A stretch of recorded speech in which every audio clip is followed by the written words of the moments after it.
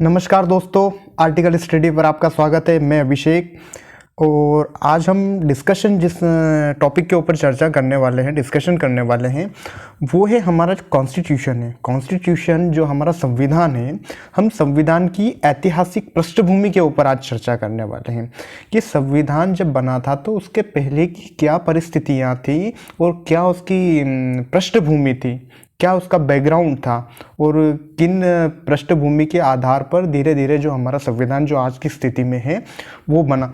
Exam point of view से बहुत important है बैकग्राउंड, क्योंकि हमें कॉन्स्टिट्यूशन को समझने से पहले उसके ऐतिहासिक पृष्ठभूमि को समझना बहुत ज़रूरी है। तो इसलिए हम सबसे पहले जो ब्रिटिश गवर्नमेंट समय से जो हमारा ऐतिहासिक पृष्ठभूमि है उसको हम समझने का प्रयास करते हैं।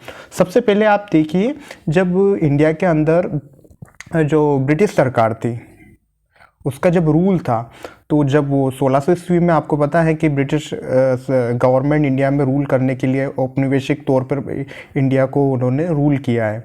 तो सबसे पहले हम देखते हैं 1773 का जो रेगुलेटिंग एक्ट आया था, जो ब्रिटिश गवर्नमेंट है उसने 1773 में एक रेगुलेटिंग एक्ट जारी किया था।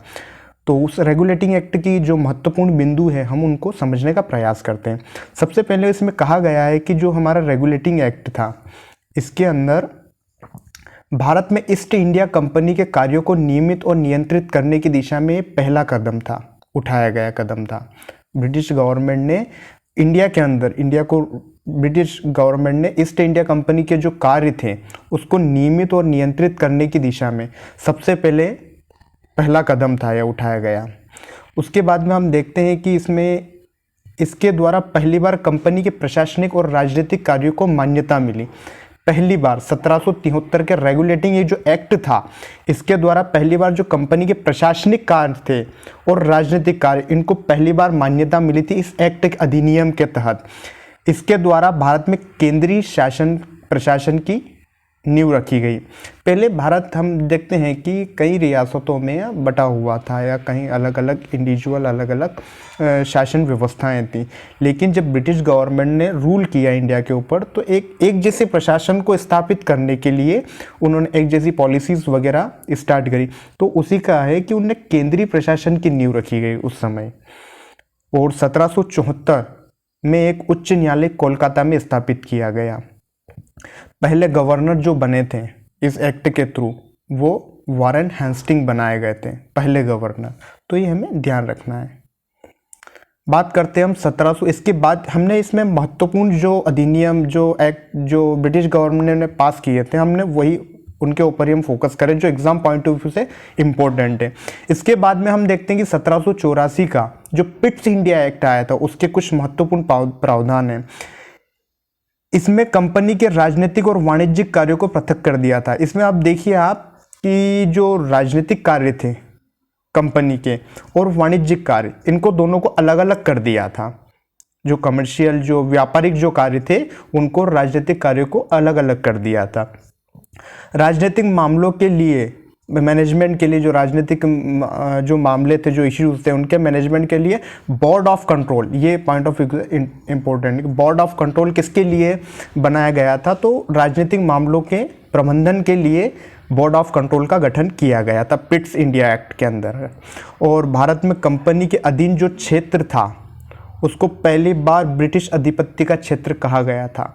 ये भी एग्जाम पॉइंट ऑफ व्यू से इम्पोर्टेंट है कि क्वेश्चंस में भी आ सकता है कॉम्पिटिटिव एग्जाम में, कि भारत में जो कंपनी के अधीन जो क्षेत्र था उसको किस एक्ट के तहत पहली बार कहा गया था कि ब्रिटिश अधिपत्य का क्षेत्र है? तो 1784 के पिट्स इंडिया एक्ट के अंतर्गत पहली बार कहा गया था।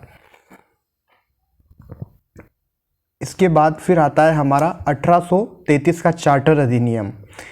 इसमें बंगाल का जो गवर्नर जनरल, इसको भारत का गवर्नर जनरल बना दिया गया था। इस एक्ट की जो विशेषता थी, उसके बाद में लॉर्ड विलियम बेंटिक भारत के प्रथम गवर्नर जनरल बने थे। अभी तक जो गवर्नर था वो बंगाल का गवर्नर था, लेकिन अब भारत का गवर्नर जनरल उसको बना दिया गया। और लॉर्ड विलियम बेंटिक जो थे वो पहले गवर्नर जनरल बनाए गए थे 1833 के चार्टर अधिनियम के तहत। इसके बाद में हम बात करते हैं 1858 का जो भारत सरकार अधिनियम आया था ये महत्वपूर्ण है। यहाँ से जो कंपनी की शासन व्यवस्था थी वो समाप्त हो गई थी और यहाँ से एक आप कह सकते हैं कि एक नए अध्याय की शुरुआत हुई थी। अब इसमें सबसे बड़ी जो इसकी बात थी, इसमें जो 1857 का जो हमारा प्रथम स्वतंत्रता संग्राम था उसके 1857 का जो स्वतंत्रता संग्राम था उसको देखते हुए और जो विद्रोह हुआ था देश के अंदर, तो उसको देखते हुए इसके तहत भारत का शासन सीधे महारानी विक्टोरिया के हाथ में चले गया था। अब ब्रिटिश गवर्नमेंट का जो ईस्ट इंडिया कंपनी थी उससे जो शासन की व्यवस्था जितने भी अधिकार थे वो डायरेक्ट रानी विक्टोरिया के अधीन चले गए थे और गवर्नर जनरल का नाम बदलकर वो वायसराय कर दिया था उस समय। लॉर्ड कैनिंग भारत के उस समय प्रथम वायसराय बने थे। इसके बाद में जो कॉन्स्टिट्यूशन जो हमारा है भारतीय संविधान, उसकी अगर हम देखते हैं कि वो उसका जो प्रभाव हमारे संविधान में देखने को मिलता है तो उसका सबसे ज़्यादा 1935 के अधिनियम में बनता है। 1935 का जो अधिनियम है उसका सबसे ज़्यादा प्रभाव हमारे संविधान में देखा गया।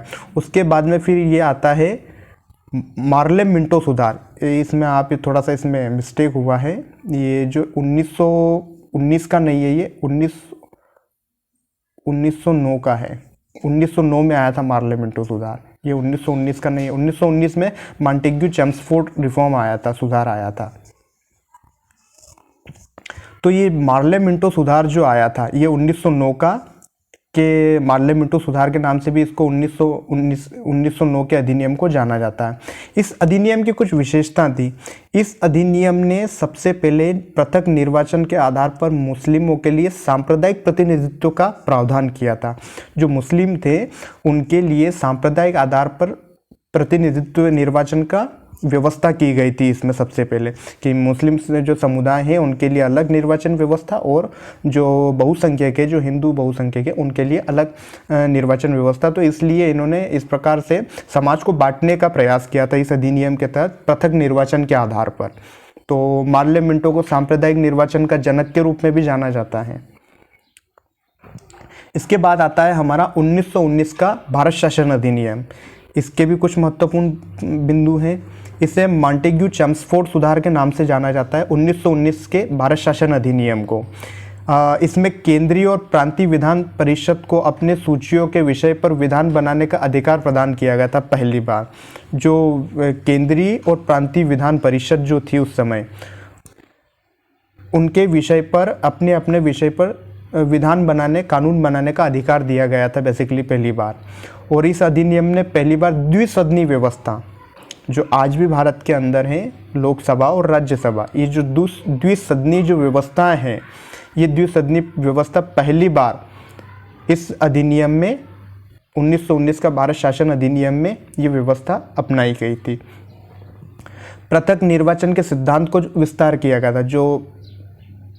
जो मार्ले मिंटो सुधार में जो सांप्रदायिक निर्वाचन व्यवस्था जो स्थापित की गई थी उसका विस्तार कर दिया था यहाँ पर।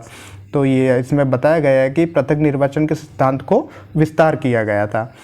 संपत्ति, शिक्षा और कर, इन तीन के आधार पर सीमित संख्या में लोगों को मताधिकार प्रदान किया गया था। मतलब जो ये क्राइटेरिया फुलफिल करते हैं, जिसके पास संपत्ति है, जो टैक्स पे करता है और जो पढ़ा लिखा है, जो एजुकेटेड है, बस इन्हीं आधार पर लोगों को मतदान देने का या वोट देने का अधिकार दिया गया था इस एक्ट के तहत। इसमें लोक सेवा आयोग का गठन पहली बार हुआ था। 1926 में ली आयोग की अनुशंसा पर 1919 के अधिनियम में ये लोक सेवा आयोग का गठन किया गया था पहली बार। इसमें एक वैधानिक आयोग का भी गठन किया गया था और पहली बार केंद्रीय बजट को राज्य बजट से अलग कर दिया गया था इस अधिनियम के तहत। तो ये कुछ महत्वपूर्ण बिंदु है। हो सकता है एग्जाम में कई बार पूछते हैं कि 1919 के भारत शासन अधिनियम की क्या विशेषता थी, 4 पॉइंट दे देते हैं, उनमें से हमको एक चूज़ करना होता है। इसके बाद में आता है भारत शासन अधिनियम 1935। ये जो अधिनियम है इसकी कई प्रावधान हमने संशोधन करके हमारे संविधान के अंदर लिए हैं। ये हमारे संविधान का हम कह सकते हैं कि आधार बना है हमारे संविधान का। यह इसके कुछ महत्वपूर्ण बिंदु हैं। यह अधिनियम भारत में पूर्ण उत्तरदायी सरकार के गठन में एक मील का पत्थर साबित हुआ था। ये जो 1935 का अधिनियम, इसने प्रांतों में देश शासन पद्धति जो थी, व्यवस्था थी, उसको समाप्त कर दिया था। ये कई बार पूछ लेता है एग्जाम में कि द्वेष शासन पद्धति को किस अधिनियम के तहत लाया गया था, किस में समाप्त किया गया। तो ये छोटी छोटी हैं, इन चीज़ों को घुमा फिरा के वो एग्ज़ाम में दे देता है, तो ये इंपॉर्टेंट है, इस पर ध्यान रखना। इसमें कहा है कि प्रांतों में, बेसिकली इसमें गाया गया है कि प्रांतों में द्वेष शासन व्यवस्था समाप्त कर दी थी और केंद्र में द्वेष शासन प्रणाली का आरंभ किया गया था। जो केंद्र में है, केंद्र में द्वेष शासन प्रणाली को इसने डायरकी, जिसको हम कहते हैं डायरकी सिस्टम जो था, वो सेंटर में, केंद्र में इसको लागू किया था और जो प्रांत में इसको समाप्त कर दिया था। भारतीय रिजर्व बैंक जो हमारी है आरबीआई, इसकी भी स्थापना 1935 में हुई थी, भारत शासन अधिनियम 1935 के तहत। इसके तहत 1937 में संघीय न्यायालय की स्थापना भी हुई थी। तो इस प्रकार से ये जो हमारे भारतीय संविधान की जो पृष्ठभूमि है, ये पृष्ठभूमि इस प्रकार से रेगुलेटिंग एक्ट से लगा के भारत शासन अधिनियम। लेकिन हमारे जो संविधान में 1935 का अधिनियम और 1919 के अधिनियम, इसकी दो की प्रमुख झलक मिलती है। बाकी तो इतना इम्पोर्टेंट संविधान के पॉइंट ऑफ व्यू से नहीं है। लेकिन हाँ, अगर हम ऐतिहासिक पृष्ठभूमि की अगर हम बात करते हैं तो ये 1773 के रेगुलेटिंग एक्ट से लगा के भारत शासन अधिनियम 1935 तक ये अनवरत रूप से चलता है और ये कहीं ना कहीं एक सिस्टमेटिक मैनर में ये आता है। उसके बाद में फिर हमारे संविधान का निर्माण होता है, हमारे संविधान जो संविधान सभा का गठन हुआ फिर इस प्रकार से। तो ये पृष्ठभूमि के तौर पे कहीं ना कहीं सबसे महत्वपूर्ण तो हमारा जो 1935 का भारत शासन अधिनियम, ये हमारे संविधान की पृष्ठभूमि के रूप में, बैकग्राउंड के रूप में बहुत महत्वपूर्ण रहा है। आशा करता हूँ ये आपको वीडियो अच्छा लगा होगा, लेक्चर जो अच्छा लगा होगा। इसमें एग्ज़ाम पॉइंट ऑफ व्यू से भी ये इम्पोर्टेंट है, क्योंकि कई बार ये एग्ज़ाम में आता है कि 1919 और 1935 ये दो जो अधिनियम, ये एग्ज़ाम पॉइंट ऑफ व्यू से बहुत ज़्यादा इम्पोर्टेंट है। ये कई बार क्या कॉम्पिटिटिव एग्ज़ाम में कई बार इसका क्वेश्चंस मैंने देखे हैं कि पूछे जाते हैं। तो आशा करता हूँ आपको वीडियो अच्छा लगा होगा। ऐसे ही एजुकेशनल वीडियोस के लिए आप हमारे साथ जुड़े रहें। हम इसके आगे भी कॉन्स्टिट्यूशन की जितने भी जो हमारा पॉलिटी हैं उससे रिलेटेड आपको वीडियो प्रोवाइड करवाएंगे। धन्यवाद।